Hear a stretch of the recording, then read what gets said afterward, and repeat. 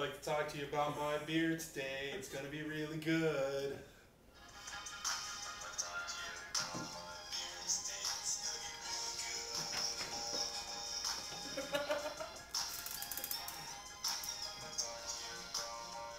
That's the whole review right there.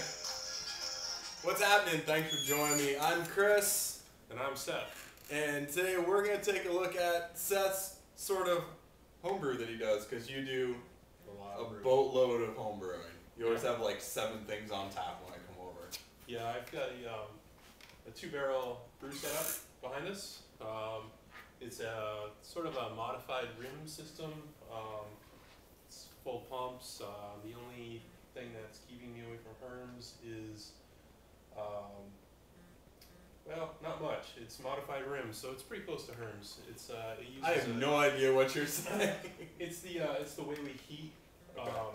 With rims, you're heating direct onto the mash. Okay. So when you do your multi-step mash infusions, which is bringing the temperature up, so you take the grain and turn it into sugar, basically malt. Okay. What I've got is a large chamber under here, and essentially I run from here through a pump down here to the top, so I have a constant recirculation. Okay. So with a Herm system, what you actually have is, you won't be able to see it on the camera, but like a chiller. Yeah. That you run hot water through, so it separates the flame from the pot. But with the big layer I've got under here, it really does the same thing. Okay. So it's sort of a hybrid rims Herm system. Anyone who homebrews will know a little bit about that. Cool. All right. So what are we taking a look at? Today we are looking at the Fooligan English style bitter IPA. Okay. So this is a little different than what you'd find around here. Everybody in America seems to really like the California IPAs, the sort of the sweeter IPAs. Yeah. This is made with all organic ingredients, hops that are grown here in Westmoreland, and my water, my yeast. Cool. All right. So just sort of take a look at it. It's definitely got a really sort of, at least appearance-wise, super dark, sort of orange, amber kind of head to it, but plenty of carbonation, and the head's definitely died down since pouring it, but definitely stays around. It's got a little bit like a soapy kind of like thin kind of foam head there left, but looks real nice.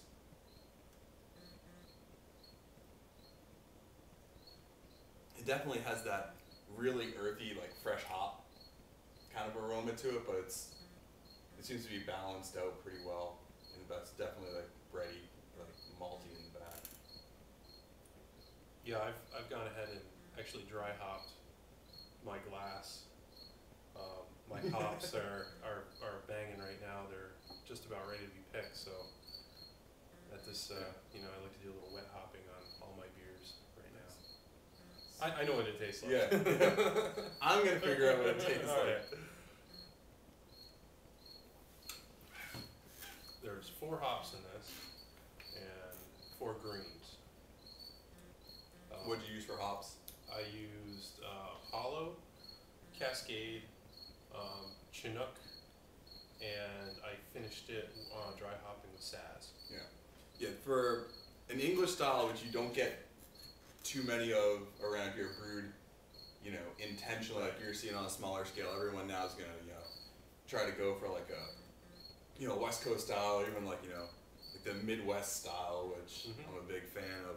But you don't see many people going with the traditional English style. But I think this, for what it is, it's spot on, because it definitely has a real nice hop bite to it, but it's balanced out with this. Right. Yeah. It's the bitter. That's the English. They really go with the bittering, and the yeast in this is a traditional British yeast. It's makes a real clear beer, long shelf life, and I think it's just my opinion, but I think about 80-90% of your taste actually comes from the yeast. The finishing. It's real clean tasting. plenty of carbs. It's like you can just drink boatloads of this. Yeah, you can. Yeah, and I think this is up around 7%. Yeah.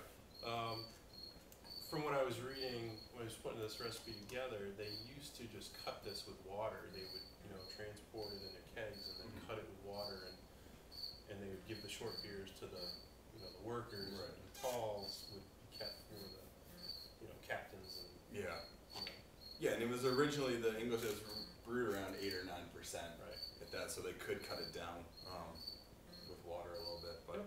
the other thing I've noticed, it has like a real dry finish on it, Mm.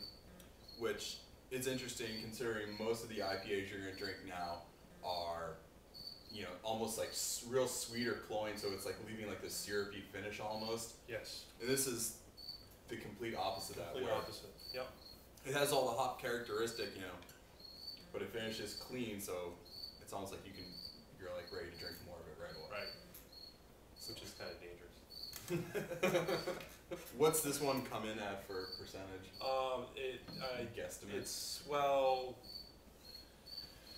It was around 7.5. So it's getting up there in that Yeah. early traditional style. Yeah.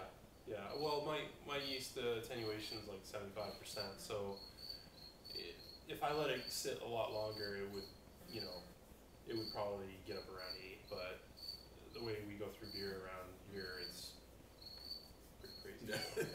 It's hard to keep them sitting in the fridge that long. Yeah. Cool. Yeah, that's a real nice English IPA. Great. So what we have in front of us here. I just grabbed a handful of hops. These are Cascades. They're just about ready. They're papered out. They're full of lupin. The yellow, probably can't see that on the film, but they're just really spicy.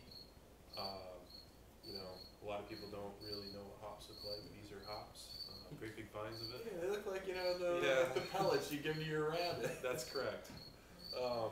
I believe I have 2 versions of this IPA that we're drinking right now, and what I did, I brew 35-gallon batches. So sometimes I'll dry hop them differently to get different finish notes.